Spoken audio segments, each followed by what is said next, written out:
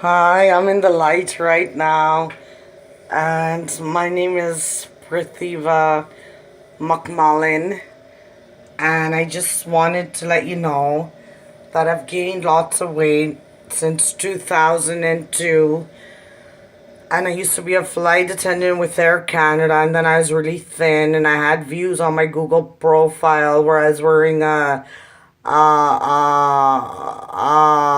basically a white and purple shirt, and I don't know who reported to Google to take off the views.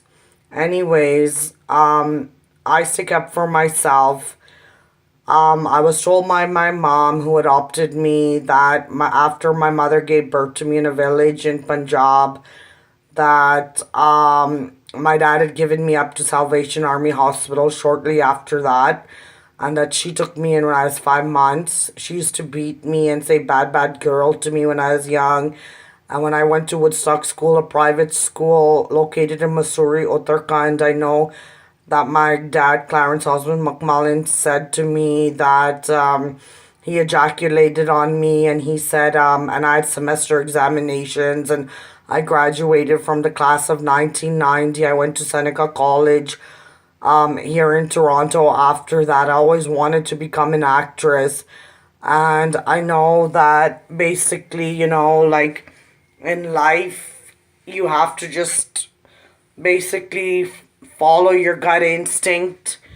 And not only that, I know too, that life is too short and we're all living on the planet. And when I was young, I hate fights. I was a very kind person, and I don't like fights. I don't like like people who are into fights and all. I stick up for myself, and I think there's a big difference between abuse and sticking up for yourself. My blood, I know, is not an abusive blood where that makes me an abusive person, but at least the enzymes in me when I die will rejoice for coming out and not being a scapegoat to her kind of shit. Because in 1993 till 1997, I worked for Air Canada. I got sexually harassed. People would put death threats under my door during my layover, saying, oh, this person's going to kill you and all. And I didn't like the way Air Canada treated me. They offered me a $34,000 lump sum of money and only gave me $10,000. And nobody in my family who are not my real parents or anybody advised me in my life. I've done everything on my own. I'm a self-made person. People who are jealous of me, I really don't care about them, and I know that in every kind of way, I hope that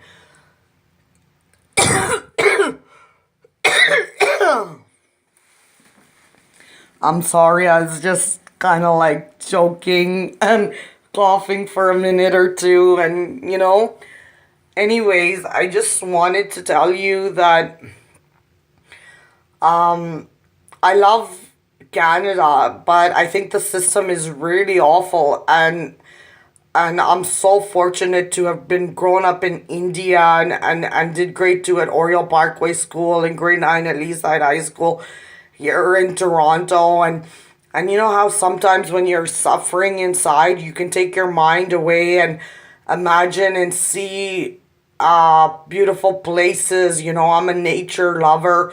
I like going to parks. I like going into the wilderness. I used to go for long walks and hikes and everything as a little girl. And I know that, like I hang out in with this guy called John Craven. I've known him for 11 years. He's the only man in my life who has been a good friend to me, and he's a handicapped man. He only has one arm, but he's a sweet person. And I know I have no support from my family, who are not my real family. But when I grew up, I thought I was Cinderella. Not when I grew up, sorry, that's a mistake. But when I was young, like like everybody would go out, and I'd be stuck at home cleaning all by myself in India, and I thought in my mind I'm Cinderella. I've been to Rodeo Drive and in LA before, in Hollywood. Went to Universal Studios, and I absolutely love the palm trees and the ocean. And all I can all I can basically say is that, you know what? Species live, species die. I don't pray, I'm not a religious person, but you know what? Sometimes you gotta just think about how serious experiences in your life can be and what they have taught you, and take that knowledge forward and reach out to people. And if you don't reach out to people, like, I have no friends and I don't reach out to people, but if someone needs help or anything, I'll help them. I'm a kind hearted person. I haven't let the abuse in my life totally gear me as a person of bitterness, shame, or negativity. And I'm glad I'm going to go to a weight loss clinic, and you'll see a big transformation in me. I would love to find my biological parents. And I thought that, like, since there's in the social media, if people write, like, the artists like Charlie Puth, Selena Gomez, Bob Dylan, Neil Young, and all of these singers, and Shakira, like, we can dedicate these songs to our friends, and all on the internet, by having a link, or by creating a website, or putting something on Google when it says to post something. Oh, I dedicate the song to so and so. I have great love and respect for myself, and I'm not scared of Air Canada if it finds out that I basically came out on YouTube and said that enough is enough, and that I'm going to keep my mouth shut about how it told me to withdraw my complaints to Ottawa Human Rights Commission for sexual harassment. You know, and I think that people in in this world really have to know how to carry themselves, and what kind of fragrance we're spreading to the world.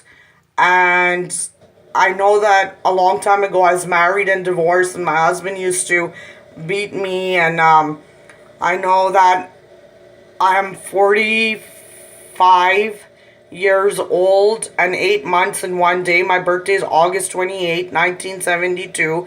If you need to reach me, just call me up at 647-280-0908. I'm not scared of anything. If I die, I die. If my legs get broken, my legs get broken.